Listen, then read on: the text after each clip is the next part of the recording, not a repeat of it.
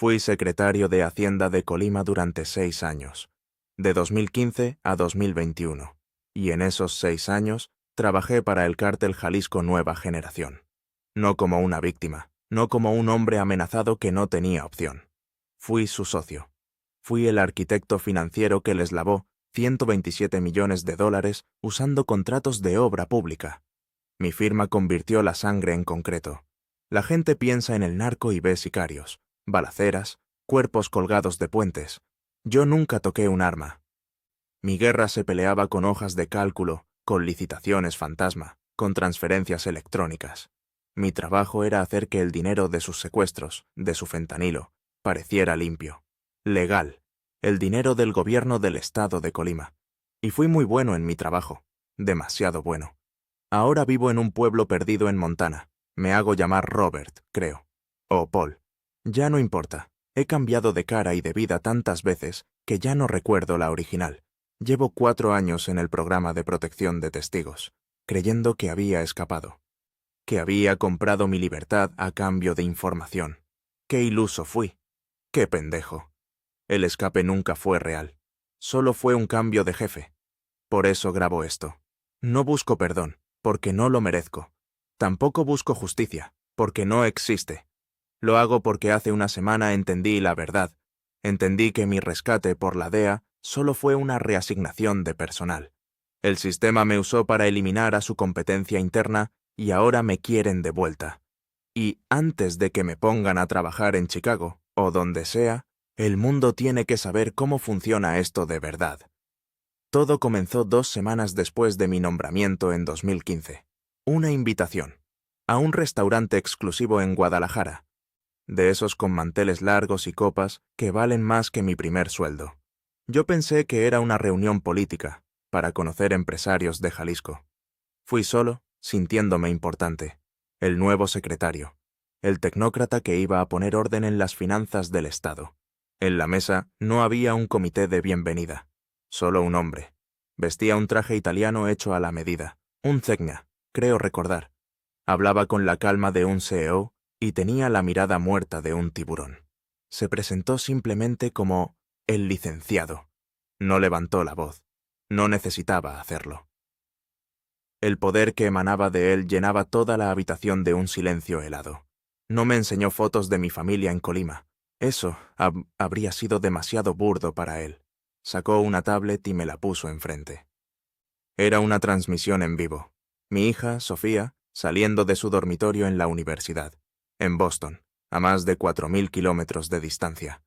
La imagen era nítida, tomada desde un café al otro lado de la calle. Alguien la estaba vigilando en ese preciso instante.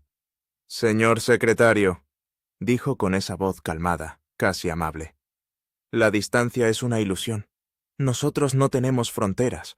Usted va a colaborar, no porque nosotros queramos, sino porque usted quiere que su hija se gradúe». No fue una pregunta, fue una orden. Y en ese momento, en ese restaurante de lujo, mi vida, la que yo conocía, terminó para siempre. Acepté. Claro que acepté. Todo comenzó 2 semanas después de mi nombramiento. 2 semanas. Aún olía a pintura nueva mi oficina. Aún me sentía el dueño del mundo. La reunión en Guadalajara con el licenciado había sido una pesadilla, pero una parte estúpida de mí quería creer que era un mal sueño. Una bravuconada. Pensé que tal vez no volverían a llamar. ¡Qué pendejo! La llamada entró a las 2:17 de la mañana. Un número privado. La voz del otro lado no era la del hombre del traje Zegna. Esta era rasposa, como de alguien que fuma sin filtro desde los 12 años. No dijo hola. Carretera a Manzanillo, kilómetro 23. El acotamiento junto al árbol seco. 15 minutos. Venga solo, secretario. Y colgó. El miedo es algo físico. Se siente como hielo en las venas y ácido en el estómago. 15 minutos. Apenas me dio tiempo de ponerme unos jeans y una camisa sobre el pijama. Mi esposa, Ana, se movió en la cama. ¿A dónde vas, amor? Le dije una mentira, la primera de miles. Una emergencia en la oficina, mi vida. Vuelvo pronto. Conduje mi camioneta personal, no la blindada del gobierno. El kilómetro 23 era un tramo oscuro, famoso por los accidentes. Al llegar, vi una Suburban negra, estacionada con las luces apagadas. Parecía una bestia dormida en la penumbra. Me estacioné detrás, el corazón martillándome en la garganta.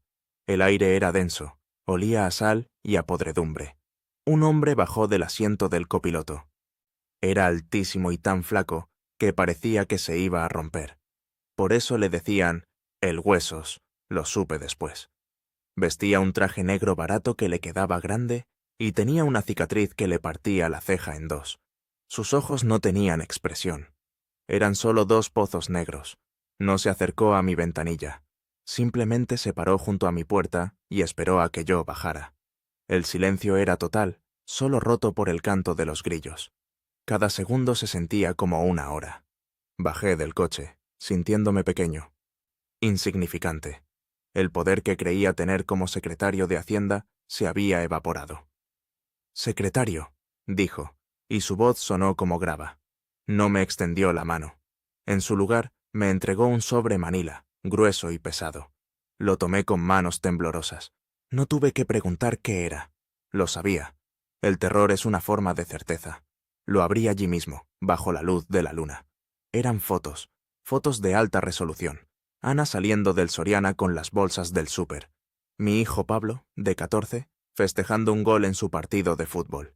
Mi madre, de 70 años, encendiendo una veladora en la catedral. Cada foto era un cuchillo. «Bonita familia, secretario», dijo el Huesos, su voz sin inflexión alguna.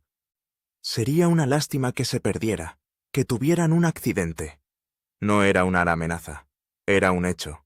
Una simple declaración de lo que pasaría si yo no obedecía. Era el lenguaje del nuevo mundo en el que acababa de entrar.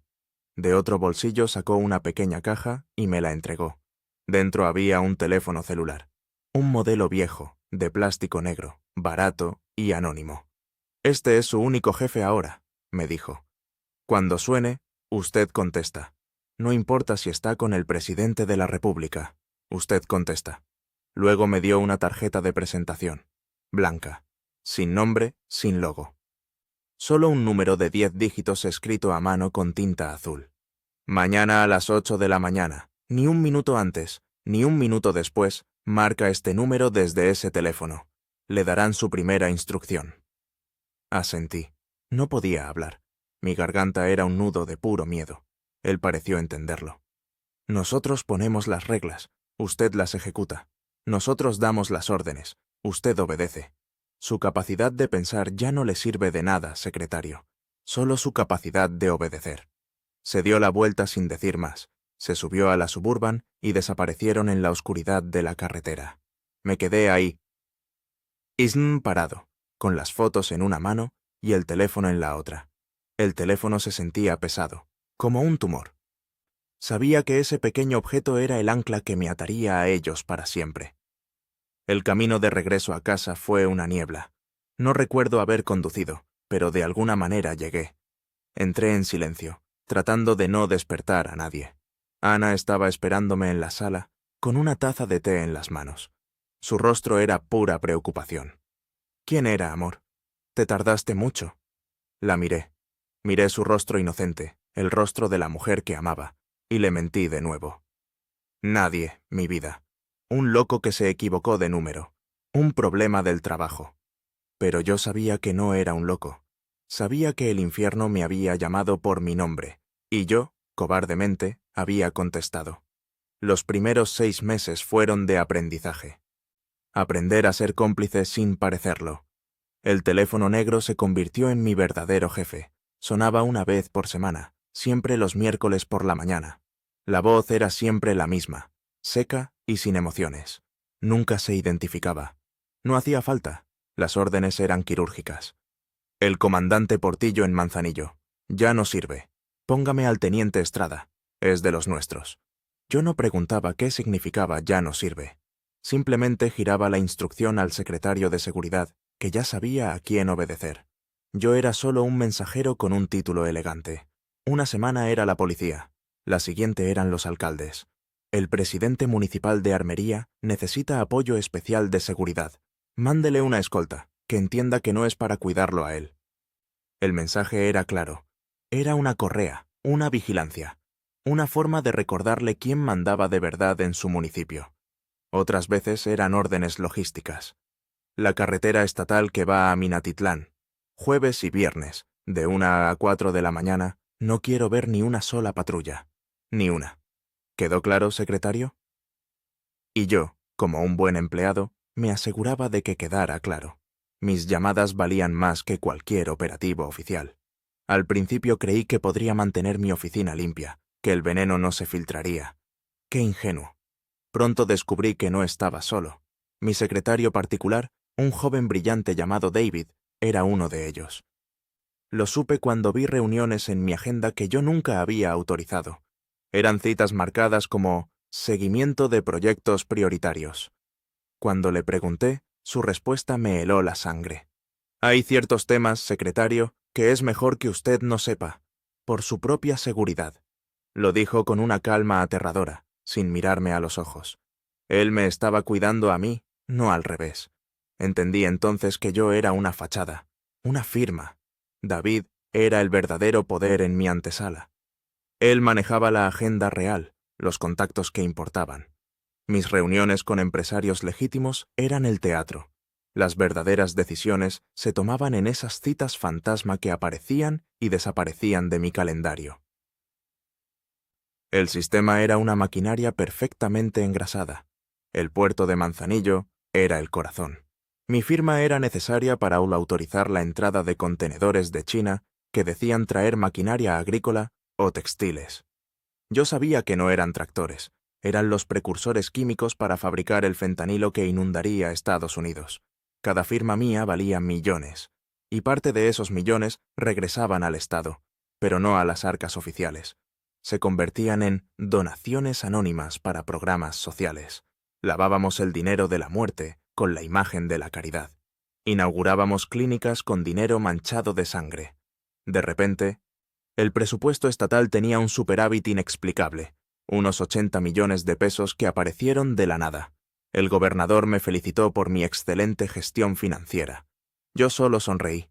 Ese dinero era el pago del cártel por usar nuestra infraestructura, nuestros puertos, nuestra policía. Empezaron a llegar nuevos empresarios a mi oficina. Tipos de Jalisco, de Sinaloa, con botas de piel de avestruz y relojes que costaban más que mi casa. Querían invertir en el Estado. Uno de ellos quería la concesión del transporte público entre Coatzacoalcos y Poza Rica, allá en Veracruz. No le interesaba la tarifa de los pasajeros. Le interesaban las bodegas de los autobuses. Estaba comprando una ruta segura para mover su mercancía por el Golfo. Y yo tenía que facilitarle los permisos, las licitaciones, todo. Mi firma convertía una ruta de autobuses en un oleoducto de cocaína. Los alcaldes de los municipios pequeños llegaban a mi oficina aterrorizados. No pedían dinero para pavimentar calles o para construir escuelas. Venían a pedir permisos. Permisos para que ciertos caminos rurales no fueran patrullados. Permisos para ignorar construcciones sospechosas en la sierra. Recuerdo al alcalde de Minatitlán, un hombre mayor, sudando frío en mi oficina con aire acondicionado. Me pidió a no autorizar una supuesta pista de aterrizaje para fumigación en un rancho a las afueras del pueblo. Los dos sabíamos que las únicas avionetas que aterrizarían ahí no llevarían pesticida. Suplicaba con la mirada. Estaba atrapado, igual que yo, pero él no tenía una hija en Boston. Solo tenía a su familia en el pueblo, a merced de esta gente. Le firmé el permiso. ¿Qué más podía hacer Mazarka? ¿Condenarlo a él y a su familia? Aprendí que mi trabajo no era administrar las finanzas. Era dar una apariencia de legalidad a las operaciones del crimen. Yo era el notario del diablo. Cada presupuesto que firmaba, cada licitación que aprobaba, cada permiso que concedía, era un ladrillo más en el muro de su imperio. Dejé de ver números en mis hojas de cálculo. Empecé a ver vidas. El costo de una carretera no se medía en pesos, sino en cuánta droga pasaría por ella. El presupuesto de seguridad no era para proteger a la gente, sino para decidir a quién se protegía y a quién se dejaba morir. En 6 meses me convertí en un experto.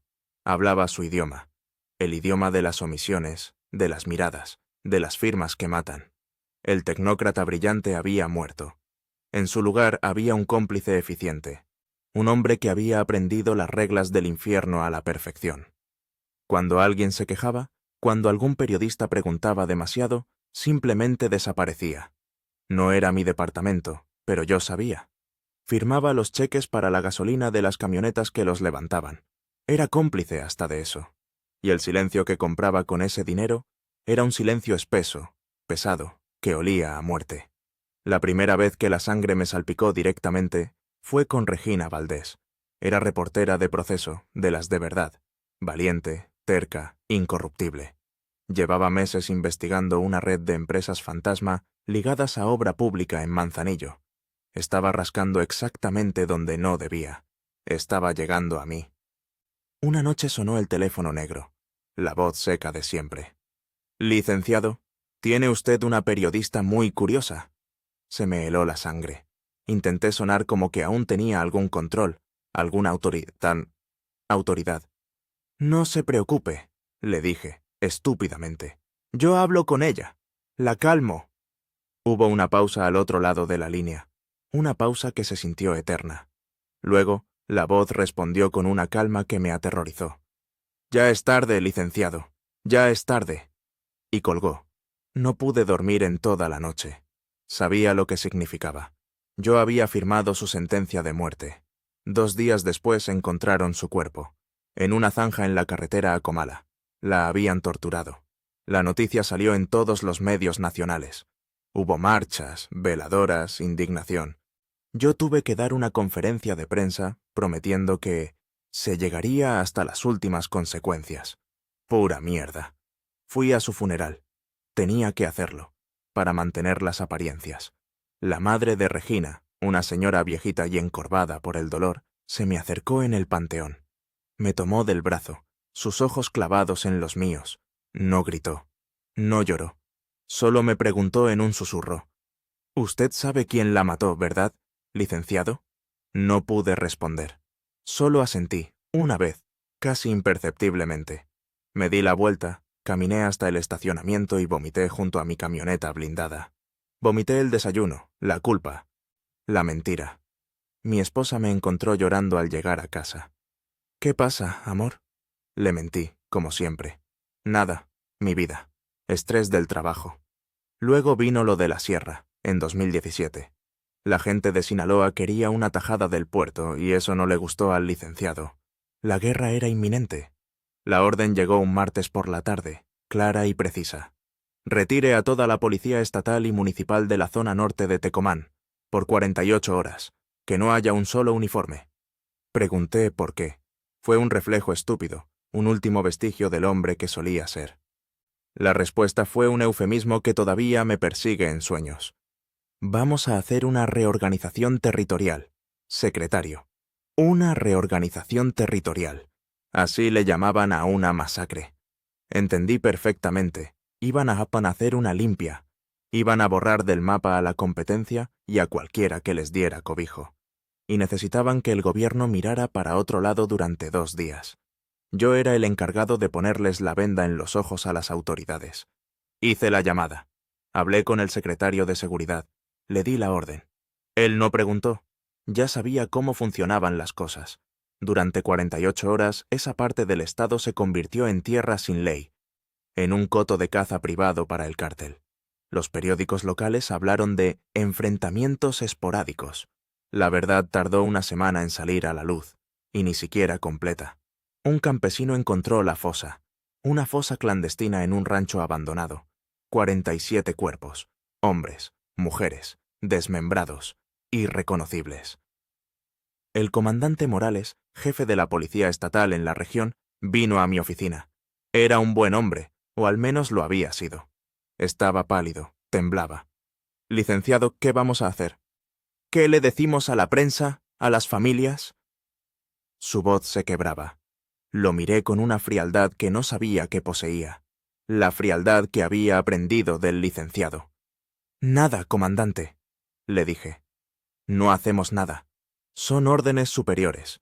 Usted no vio nada, yo no sé nada». Me convertí en el monstruo que siempre juré combatir. La presión de la prensa nacional fue enorme. tuve que dar otra conferencia. Una reportera de la Ciudad de México me preguntó a quemarropa: ¿Es cierto que el cártel Jalisco Nueva Generación controla el estado de Colima? La miré a los ojos, a la cámara, a todo el país, y mentí. Eso es absolutamente falso, dije, con la voz firme. En Colima existe un completo y absoluto Estado de Derecho. No permitiremos que ningún grupo criminal atente contra la paz de los colimenses. Cada palabra era veneno saliendo de mi boca, pero el momento que me rompió, el que me hizo entender que no había salida, no tuvo que ver con masacres ni con periodistas. Tuvo que ver con mi hijo, Pablo. Tenía 17 años. Una tarde llegó de la preparatoria, pálido como el papel. Me contó que unos tipos en una camioneta de lujo, sin placas, se habían parado afuera de la escuela. Estaban reclutando, ofreciéndoles a los chavos trabajo fácil y dinero rápido.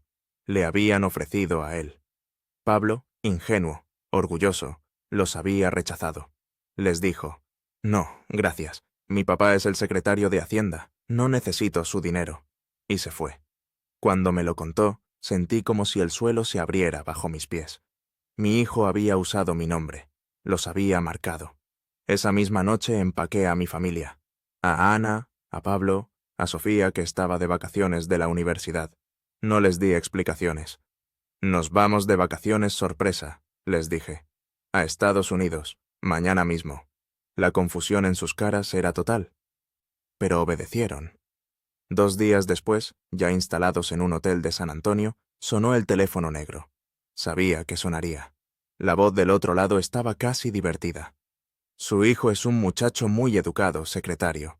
Rechazó nuestra oferta con mucho respeto. Lástima que sea tan orgulloso». Mi voz fue un ruego, un susurro desesperado. «Déjenlo fuera de esto. Por favor. A mi familia no la toquen», estaba suplicando. El secretario de Hacienda, el hombre poderoso, suplicando como un niño. La respuesta fue la última pala de tierra sobre mi tumba. Fue la frase que me confirmó que estaba atrapado para siempre, que no había compartimentos, no había vida privada, no había escape. «Nadie está fuera de esto, licenciado», dijo la voz, con una tranquilidad de ultratumba. «Nadie». Fue entonces cuando decidí que tenía que terminar. De alguna manera tenía que salir de este infierno. La amenaza a mi hijo no fue una ficha más en el juego, fue el tablero entero volteándose sobre mi cabeza. Entendí que no había un «mi vida» y su negocio. Todo era su negocio. Mis hijos eran sus activos, mi esposa, una garantía, y yo, un empleado sin derecho a renunciar. El fin de mi mandato se acercaba. 2021 estaba a la vuelta de la esquina. Una parte ingenua de mí creyó que podría simplemente no buscar la reelección, entregar el cargo y desaparecer. ¡Qué pendejo! Para el cártel Jalisco Nueva Generación no existe el fin de sexenio. No hay jubilación. La única salida que te ofrecen viene en una bolsa negra de plástico. Yo era demasiado valioso. Sabía demasiado. Recordé a un viejo amigo de la universidad, del ITESO, Jesús Morrison. Un tipo brillante que siempre soñó con ser policía, pero del lado gringo. La última vez que supe de él era un pez gordo en la DEA, operando desde la embajada en Ciudad de México. Era un riesgo monumental, una cosa puesta de una sola carta. Pero era la única que tenía. Compré un teléfono de prepago en un Oxxo y le marqué desde un estacionamiento público.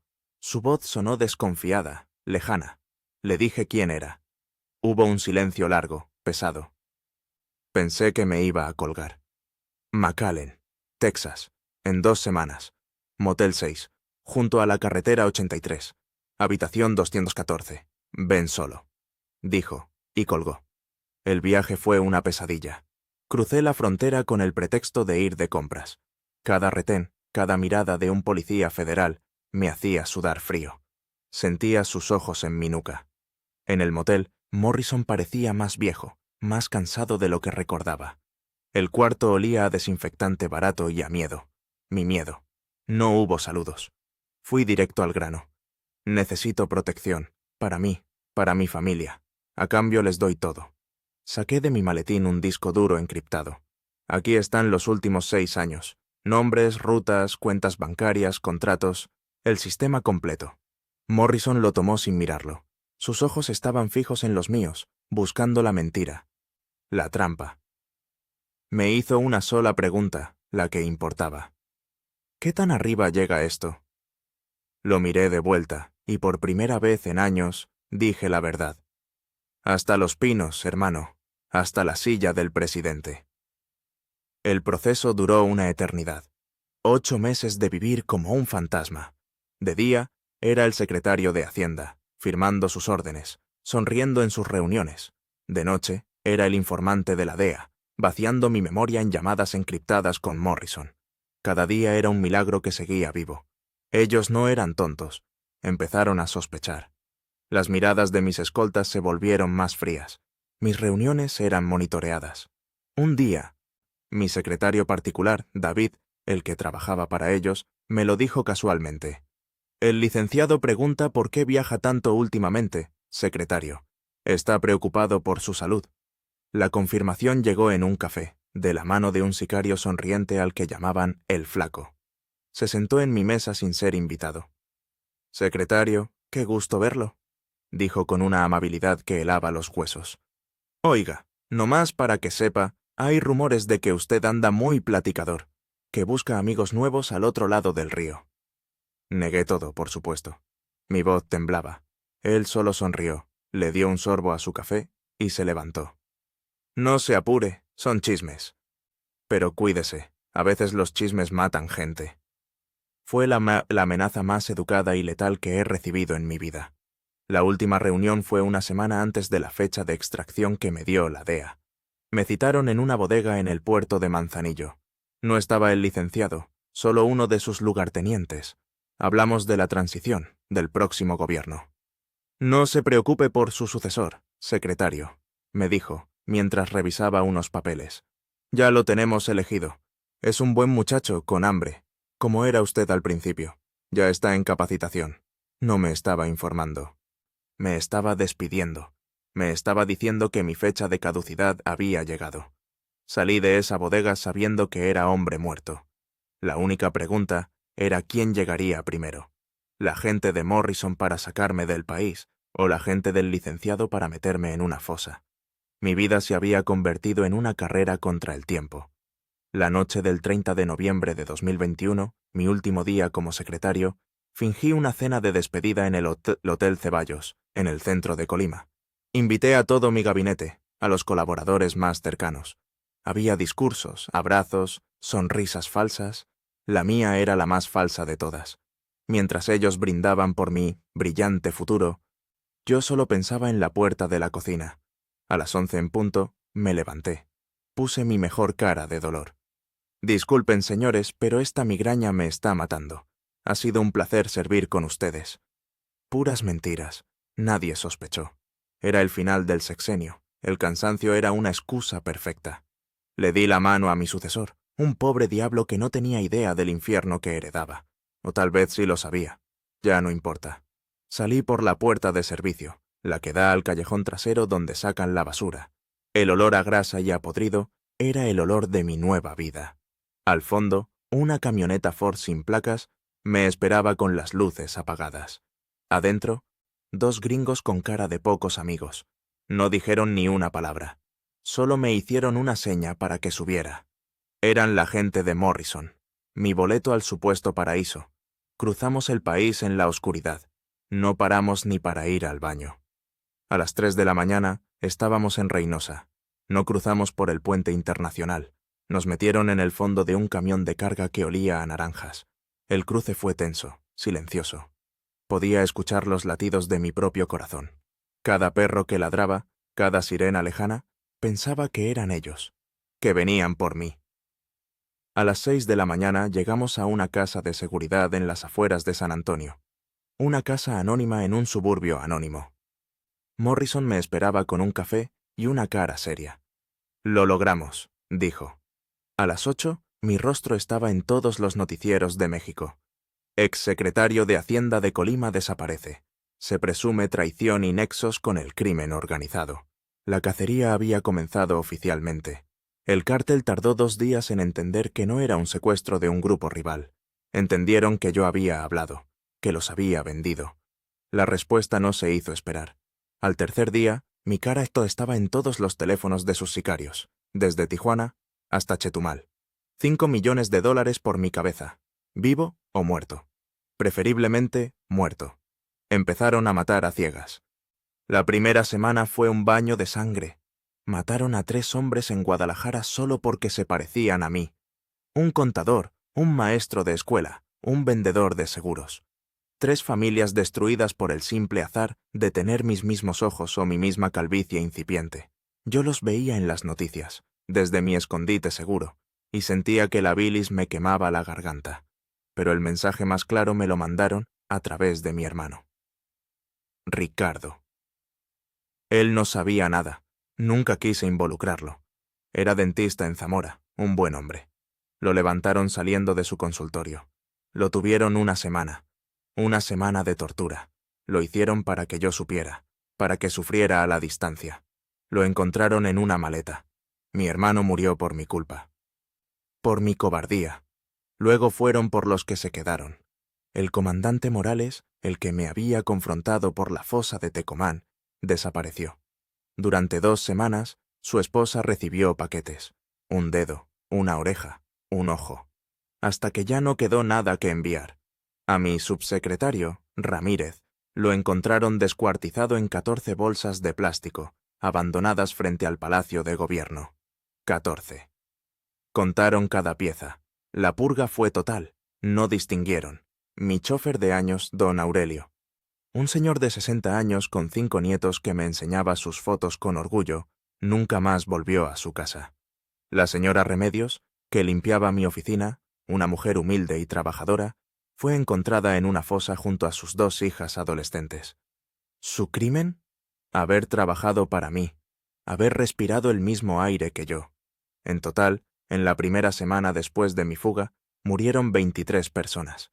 23 vidas que se apagaron para que yo pudiera salvar la mía. Policías, funcionarios, secretarias, choferes, gente inocente. Yo llevaba la cuenta cada noche. En la soledad de mi cuarto seguro. 23 nombres. 23 fantasmas que me acompañarían para siempre. Morrison me decía que era el costo de hacer lo correcto. Estás salvando miles de vidas con tu información, me repetía. Pero yo no veía a los miles que salvaba. Solo veía los rostros de los 23 que había condenado. Cada noche cerraba los ojos y veía a mi hermano, a don Aurelio, a las hijas de la señora Remedios. Mi libertad se construyó sobre una montaña de cadáveres. Hoy vivo escondido. He cambiado de cara 3 veces, de identidad 5 veces. Robert, Paul, John. Nombres vacíos que me pongo como si fueran abrigos prestados. Me miro al espejo y a veces no reconozco al hombre que me devuelve la mirada. El cirujano en Houston hizo un buen trabajo en 2019. Me quitó las arrugas de la frente, pero no pudo borrar la culpa que tengo grabada en los ojos. Mi familia está en algún lugar de Europa. Viven bajo otros nombres, en un país cuyo idioma apenas balbucean. No los he visto en 4 años. 4 años, 2 meses y 11 días. Cuento cada uno. Ana y yo nos divorciamos en 2020. No soportó los gritos en la noche, el olor a whisky en mi aliento desde las 10 de la mañana. Me dijo que me había convertido en un fantasma, y tenía razón. Los primeros 2 años fueron un infierno de movimiento constante. 6 casas de seguridad en 24 meses. Arizona, Oregón, Idaho. Apenas desempacaba cuando Morrison llamaba con una orden seca. «Nos vamos. Ya saben que estás aquí». 3 veces estuvieron cerca. 3 veces sentí su aliento en la nuca, la certeza de que la siguiente sombra en el callejón sería la última que vería. La peor fue en Phoenix. Vivía en un suburbio tranquilo, de esos donde todos cortan el césped los sábados.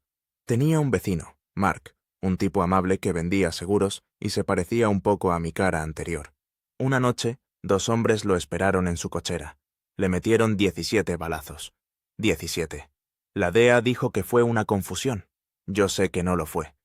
Fue un mensaje para mí, un recordatorio de que no hay lugar seguro. Ahora soy ciudadano americano.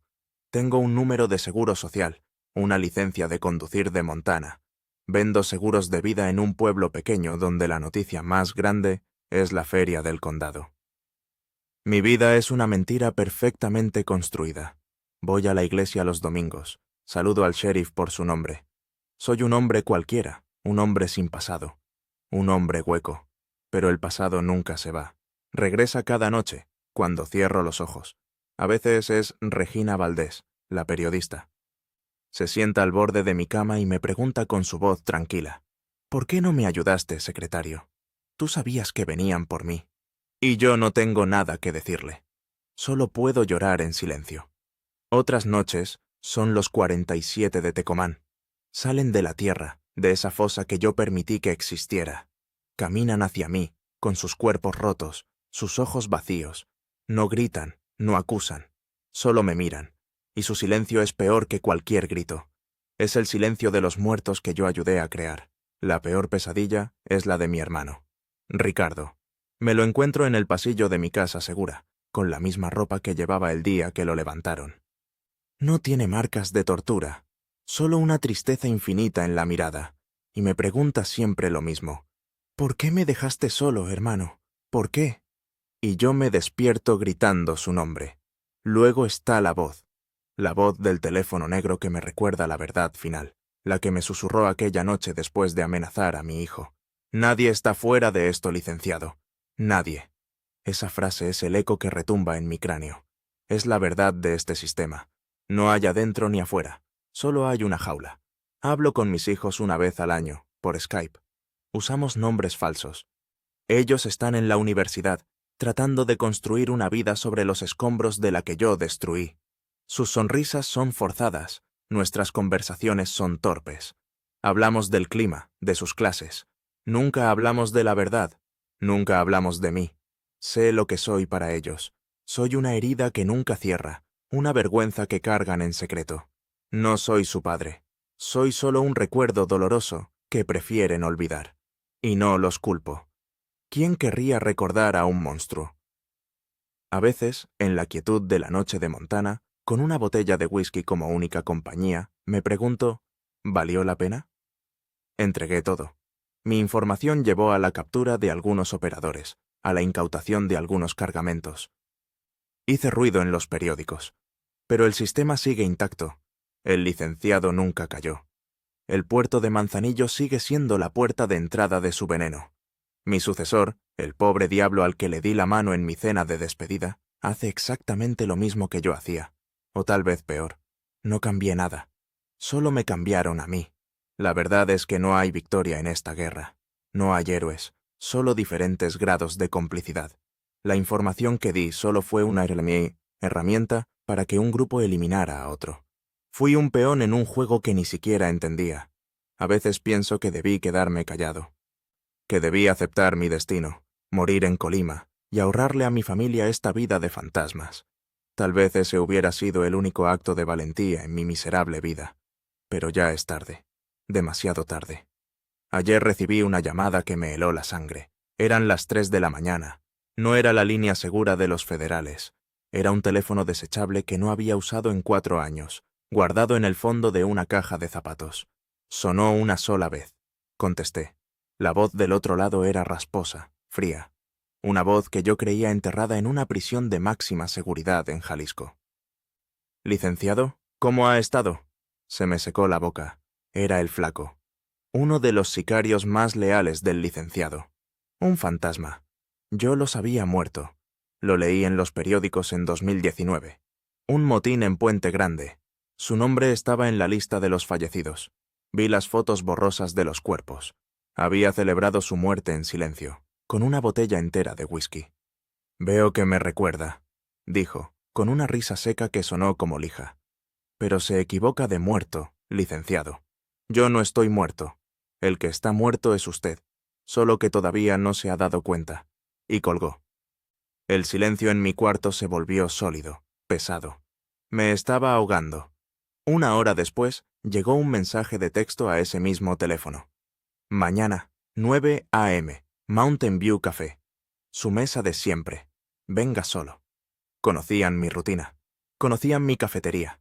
Sabían el nombre del puto lugar donde me sentaba a leer el periódico y a fingir que era un hombre normal.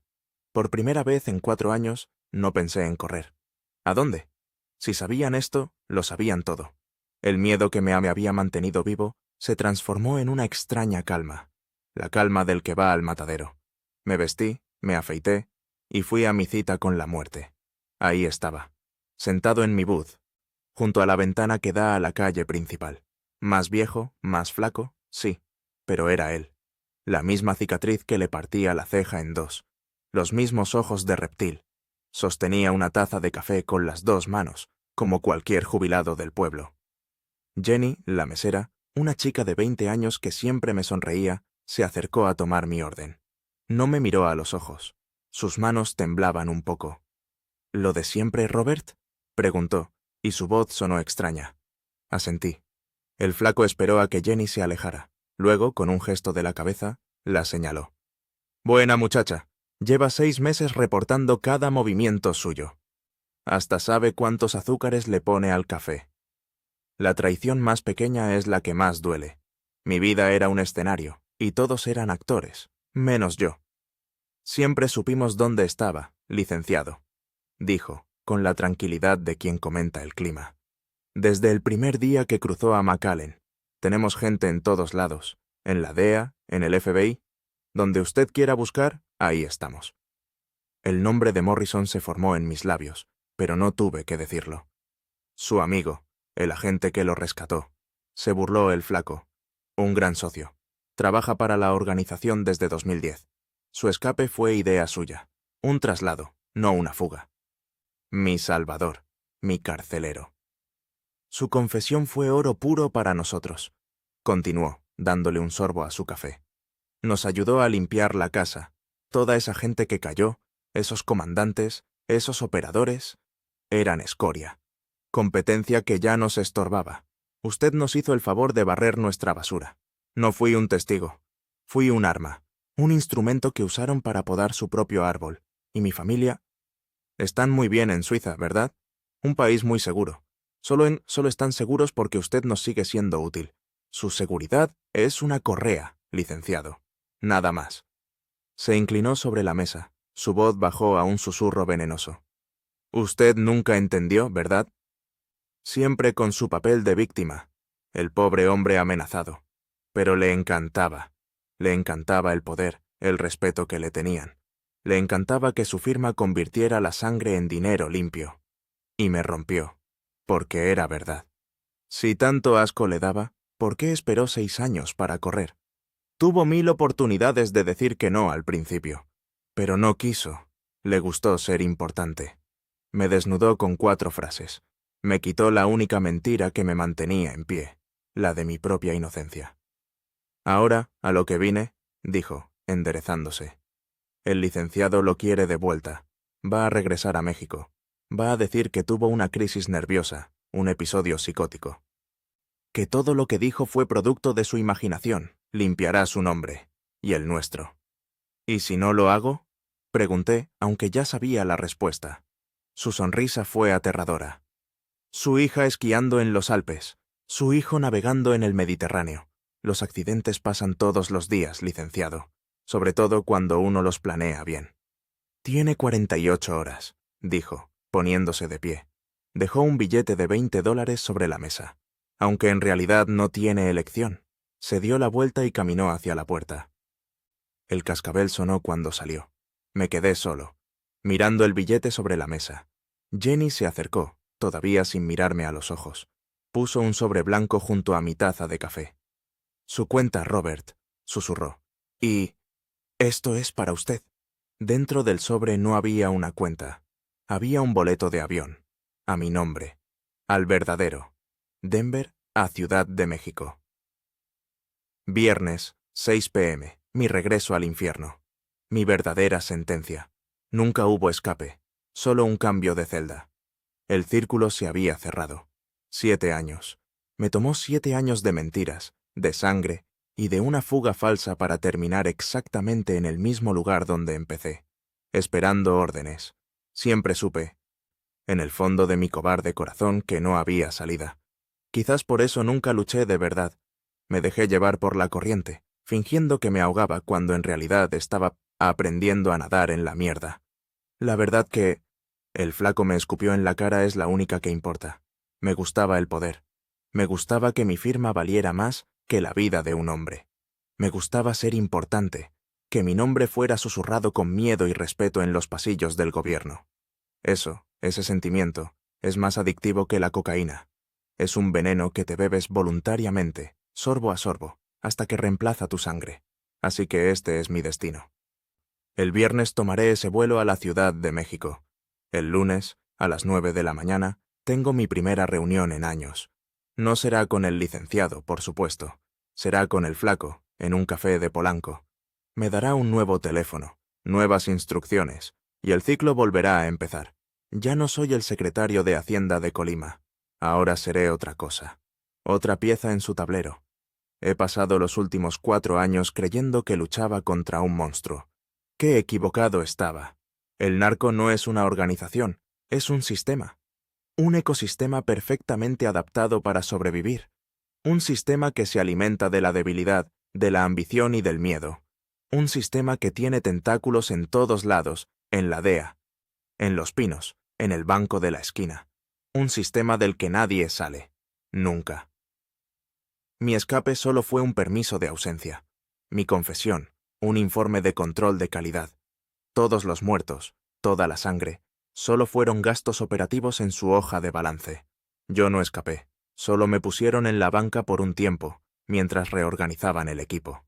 El problema nunca fueron solo los narcos. El problema es el sistema que los hace posibles. Un sistema donde ser honesto te mata y ser cómplice te da una sobrevida miserable. Un sistema donde la lealtad se compra y la traición se paga con la vida de tu familia. Un sistema que convierte a hombres buenos en monstruos y a los monstruos en leyendas. El problema somos nosotros. Los que nos dejamos comprar, los que miramos para otro lado, los que firmamos el papel, hacemos la llamada, damos la orden. Los que elegimos la vida de nuestros hijos sobre la de extraños, una y otra vez, hasta que ya no queda alma que vender. Yo soy el problema. Yo y todos los que son como yo. No grabo esto para buscar perdón, porque sé que no lo merezco. Lo grabo para que quede constancia, para que alguien, en algún lugar, entienda que esta guerra no se gana con balas ni con arrestos. Se gana entendiendo la verdadera naturaleza de la bestia. Una bestia que no vive en las montañas de Sinaloa, sino en las salas de juntas, en las oficinas de gobierno y en el corazón de los hombres. Mi nombre no importa. Mi vida ya no me pertenece. Soy una herramienta, un activo, una firma en un papel. Un fantasma que está a punto de volver a su tumba. Un sistema que me está esperando para llevarme de vuelta a casa. Mi nombre no importa. Lo que importa es que durante 6 años fui secretario de Hacienda del estado de Colima y durante esos 6 años viví en el infierno. Un infierno que yo mismo ayudé a construir. La gente piensa en esto y se imagina a un pobre funcionario con una pistola en la cabeza. Una víctima. Y sí, al principio lo fui. Pero la verdad, la que te quema por dentro, es que llega un punto en que dejas de ser víctima y te conviertes en socio, en cómplice, en un monstruo con corbata. Yo no era un monstruo, era un tecnócrata, un hombre de números, de hojas de cálculo, de balances fiscales, un tipo orgulloso de su maestría en el extranjero. Y fui el arquitecto del puente por donde el cártel Jalisco Nueva Generación cruzó $127 millones de dinero ensangrentado hacia la supuesta legalidad de la obra pública. Mi firma convirtió la sangre en concreto. ¿Cómo pasa algo así? ¿Cómo un hombre como yo se convierte en el banquero de uno de los cárteles más sádicos del mundo? Todo comenzó con una invitación, 2 semanas después de mi nombramiento en 2015. Aún me sentía el dueño del mundo, el hombre que iba a sanear las finanzas del Estado. La invitación era para un restaurante exclusivo en Guadalajara, de esos con manteles largos y copas que valen más que mi primer sueldo. Pensé que era una reunión política, para conocer empresarios de Jalisco. Fui solo, sintiéndome importante, el nuevo secretario. Qué pendejo fui. En la mesa no había un comité de bienvenida, solo un hombre. Vestía un traje italiano hecho a la medida, un cegna, creo recordar. Hablaba con la calma de un CEO y tenía la mirada muerta de un tiburón. Se presentó simplemente como el licenciado. No levantó la voz. No necesitaba hacerlo. El poder que emanaba de él Llenaba toda la habitación de un silencio helado. No me enseñó fotos de mi familia en Colima. Eso habría sido demasiado burdo para él. Sacó una tablet y me la puso enfrente. Era una transmisión en vivo. Mi hija, Sofía, saliendo de su dormitorio en la universidad, en Boston, a más de 4.000 kilómetros de distancia. La imagen era nítida, tomada desde un café al otro lado de la calle. Alguien la estaba vigilando en ese preciso instante. El aire se me fue de los pulmones. Sentí un frío que no tenía nada que ver con el aire acondicionado del lugar. «Señor secretario», dijo con esa voz calmada, casi amable, «la distancia es una ilusión. Nosotros no tenemos fronteras. Usted va a colaborar, no porque nosotros queramos, sino porque usted quiere que su hija se gradúe». No fue una pregunta. Fue una orden. Y en ese momento, en ese restaurante de lujo, mi vida, la que yo conocía, terminó para siempre. Acepté. Claro que acepté. ¿Qué otra opción tenía? Pero me avergüenza admitirlo, no fue solo por miedo. Una pequeña parte de mí, arrogante y estúpida, creyó que podría ser más listo que ellos, que podría jugar su juego, proteger a mi familia y encontrar una salida. Pensé que podría mantener el control. Fue el error más grande de mi vida. Los primeros meses fueron un curso intensivo de corrupción. Aprendí rápido que mi título no significaba nada. El verdadero poder en mi oficina no era yo. Era mi subsecretario de egresos, un tipo gris y silencioso llamado Velasco. Un día le di una instrucción sobre un pago y me contestó, sin mirarme: «Esa partida ya tiene otro destino, secretario. Órdenes de arriba». Comprendí que él no me reportaba a mí, le reportaba a el licenciado. Yo era la fachada, la firma respetable. Velasco era el operador. Las órdenes llegaban en teléfonos encriptados que se autodestruían cada semana. Mi trabajo era simple: crear fantasmas. Empresas constructoras que solo existían en papel. A esas empresas fantasma les asignábamos contratos millonarios. 14 en total. Carreteras que nunca se pavimentaron, hospitales que nunca se construyeron, escuelas que se quedaron en un render de computadora. El monto total, $127 millones. El dinero entraba sucio a través de sobornos y donaciones, y yo lo sacaba limpio, legalizado como inversión estatal. Mi firma autorizaba las licitaciones. Mi firma autorizaba los pagos. Cada vez que estampaba mi nombre en uno de esos documentos, sentía un pedazo de mi alma pudrirse. Pero seguía firmando, porque cada semana recibía un correo anónimo con una foto de mi hija, en la biblioteca, en la cafetería, comprando un libro, un recordatorio constante de quién era mi verdadero jefe. Luego vino lo del puerto de Manzanillo, la joya de la corona.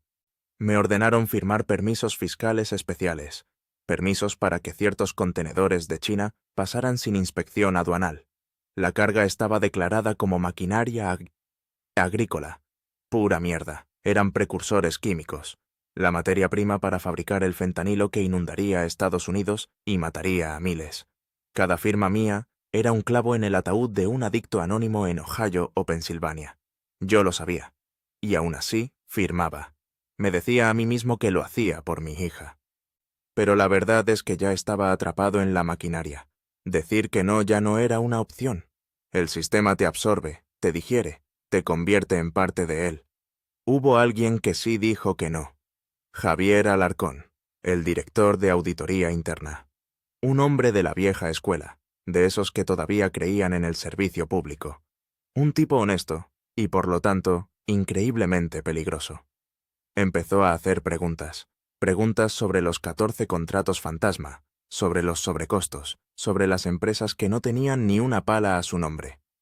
Una tarde, sonó el teléfono especial. Era la voz del licenciado. «Su auditor nos está causando problemas, secretario. Necesito que lo despida. Invéntese algo. Incompetencia, lo que sea». Por primera vez, intenté resistirme. Fue un acto patético de rebeldía.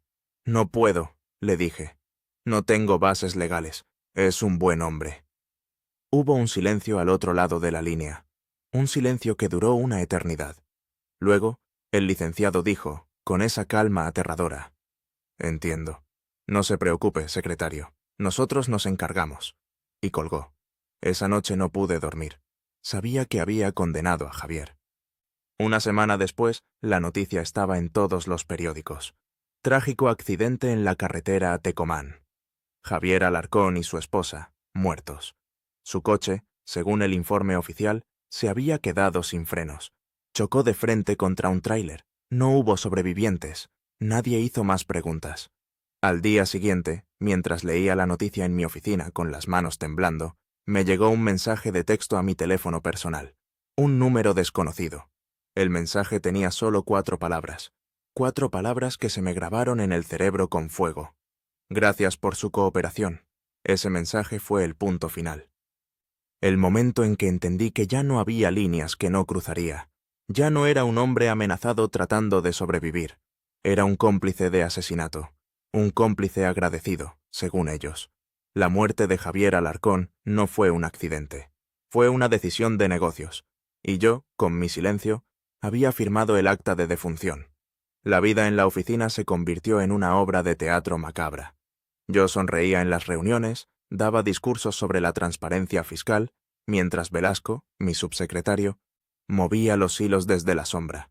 Yo era un rey de cartón en un reino de sangre, y cada día el peso de esa corona falsa se hacía más insoportable. Pero lo que me rompió, lo que pulverizó el último fragmento de humanidad que me quedaba, no fue la muerte de un hombre que sabía los riesgos, fue la de un muchacho que no sabía nada. Omar. Tenía 22 años y era mi chofer, un buen chico de Tecomán, siempre sonriendo, siempre contándome de sus planes para casarse con su novia. Ahorraba cada peso para comprarle un anillo. Una tarde, tuve que ir a una reunión no oficial en una bodega cerca del puerto, una de esas reuniones que no aparecen en ninguna agenda. Omar me llevó. Le dije que me esperara en el coche. Pero el operador del cártel con el que me reuní, un tipo al que llamaban El Chivo, llegó antes de tiempo. Se cruzó con Omar en la entrada. Se miraron. Un segundo. Eso fue todo. 2 días después, Omar no se presentó a trabajar. Su madre llamó a la oficina, desesperada. Nadie sabía nada. Yo sabía. En el fondo de mi estómago sentía ese hielo familiar, el hielo del terror. Esa noche me enviaron un video a mi teléfono.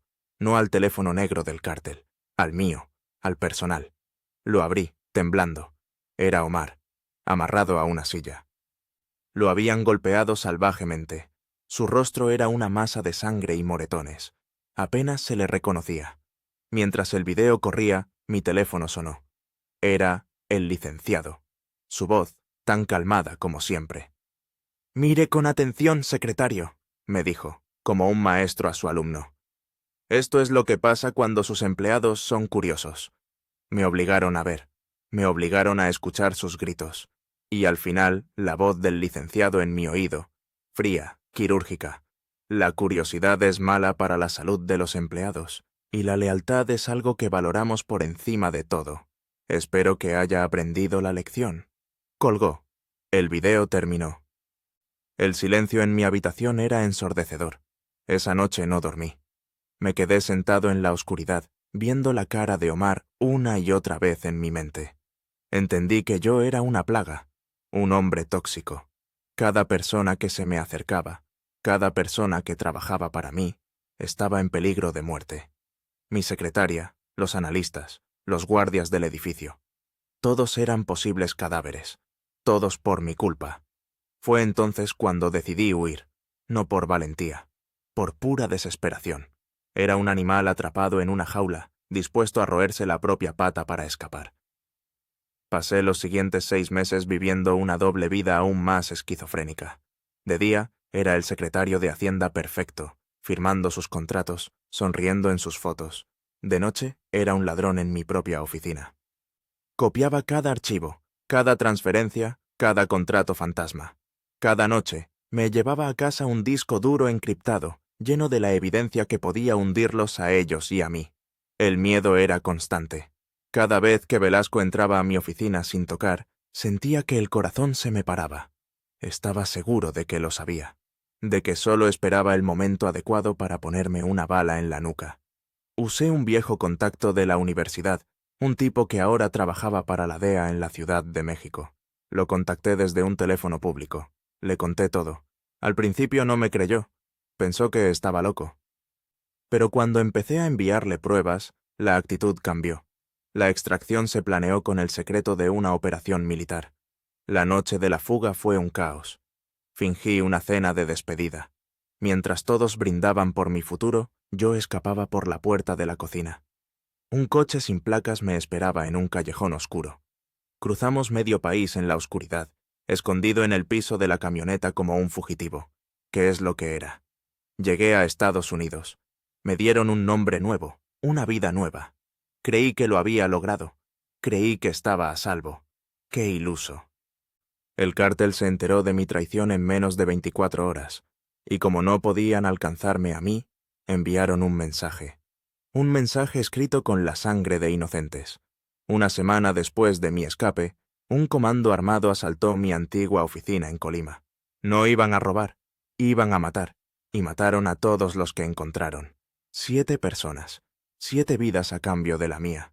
Mi secretaria, Laura, madre soltera de 2 niñas. Los analistas, Ricardo y Esteban, 2 jóvenes recién graduados llenos de sueños. El contador, don Manuel, a 2 años de jubilarse. Y los 3 guardias de seguridad del turno de noche, hombres que ni siquiera sabían mi nombre. Los vi en las noticias, desde mi casa segura en Montana. Los 7 rostros, los 7 nombres. Y entendí la verdadera naturaleza del trato que había hecho. No había comprado mi libertad, solo había cambiado mi vida por la de ellos. Y esa es una deuda que ninguna confesión puede pagar.